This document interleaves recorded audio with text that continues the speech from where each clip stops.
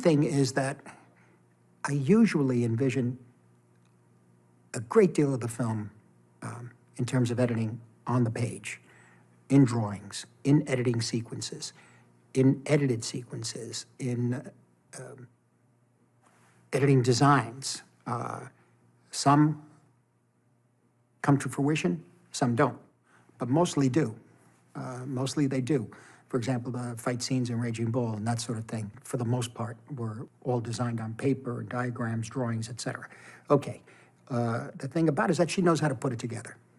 She knows what I intend in the original drawings.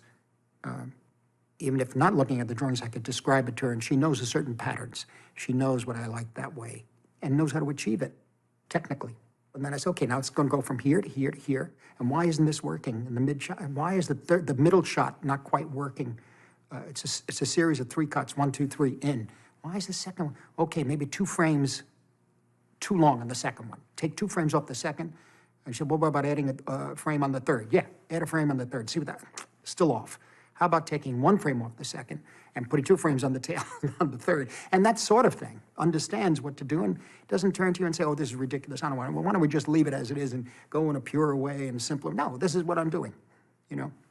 And doesn't argue with you on that point, you know. It winds up, too, in the editing where certain things that you think are clear when you shoot them are unclear. And so we find different ways together to clarify those things that I agree should be clarified. In many cases, this has taken me to uncharted territory in a way. Films that are pretty much based on strong narrative, or strong storylines, I should say, plot, more than narrative, plot. And I have an aversion to that sometimes. And so screenings are very important, and we get a feedback from people, whether you understand certain things or not. She deciphers it with me, for me, and then we talk about those issues which we try to clarify. And then, at a certain point, I realize the ones I don't want clarified, that's the cast of the die is cast, that's it. And, these won't be clarified, some will get it, some won't. Some will like it, some won't. And together we work that out.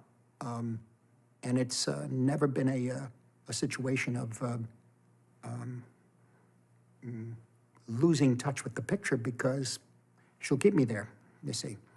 And it's always for the film, not for with respect to the studio, with respect to the financiers and other people. Other people have a great deal of power in the process. The loyalty is to the film and me, rather than anyone else. And in some cases, too, that's one of the reasons I kept working with De Niro. In the 70s, you know, a lot of the actors, a number of actors, great actors, did at certain points have that power to recut a picture. But he never took advantage of that. And so you tend to work with the people who you see eye to eye with in terms of philosophy, life, background. And no matter how many suggestions, no matter how much they work at you, the real support is my editor, collaborator at Thelma, to keep me on the line.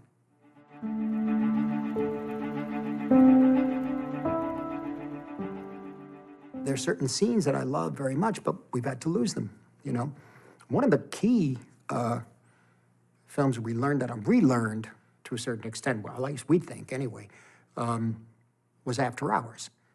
We didn't have the ending of the script for some reason. I forget, again, as I say, I was trying to learn how to not learn, but yeah, I guess learn is the way. Or trying to find a way to make a movie again, along with Michael Ballhaus and the style of the film, all of this sort of thing.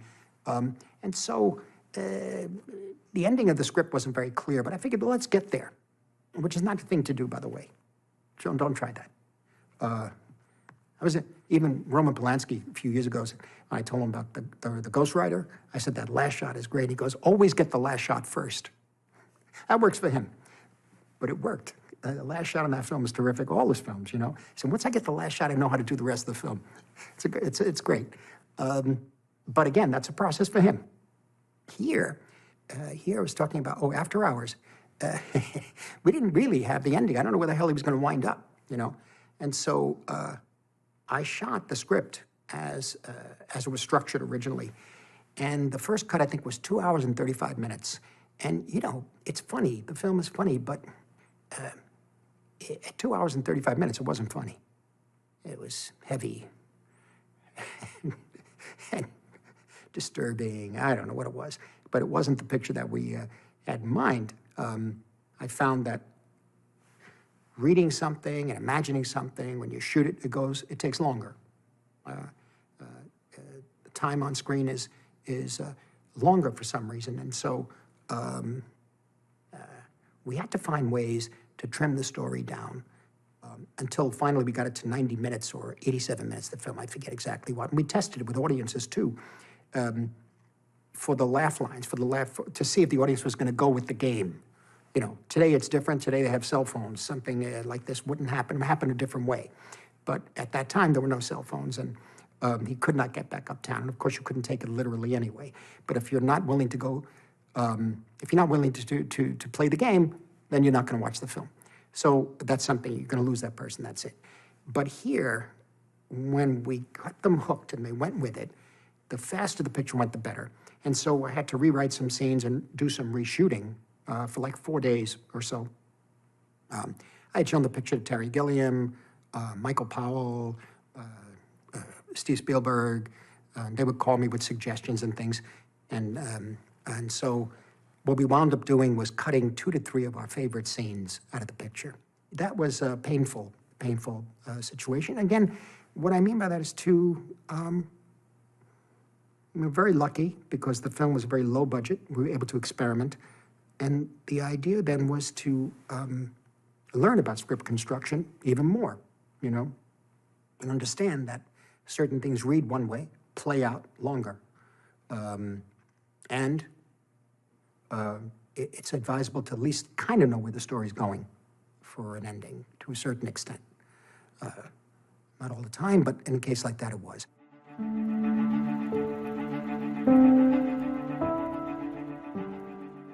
Ultimately, we'll screen a picture. First, we don't show it to anybody, it's just ourselves. And something George Lucas always said, he says, if you like your first cut, you're in trouble. If you don't get physically ill seeing your first assembly or rough cut, something's wrong. You always think, by the way, you're not going to get physically ill, but you do. Maybe a lot of other people, even when the final product is shown, I don't know. But, you know, it's not what I wanted. This is misfiring here. That isn't happening there. And we use the edited patterns, but it's not working here and there. And so we then hone in on what could be, for certain reasons, maybe special effects, visuals, or certain problems with availability of actors, certain sections of the films first. We may have to do the middle first, or the end. Or we find that we got to keep going back to the end because when we got to the end, we were getting tired and wanted to screen the picture and we did less work on it. So that needs all the work. Then we fix that and the beginning is long. So we go back to that. And it goes, and it just is a work in progress. There is no way to describe a process, you know? No, there are some directors who give the same scene to 3 editors. And they work that way, and they're brilliant, brilliant. There are some directors who give a scene to 3 or 4 editors and don't tell them. And come up with some great films. They used to do that with writers, too. They maybe still do. Have 2 or 3 writers working on the same picture and nobody knows. And so there are different ways to go. Everybody has a different process. Ultimately, though, you do have to look at it when it's finished, or you think it's finished, and it's never finished, right? It's never finished. So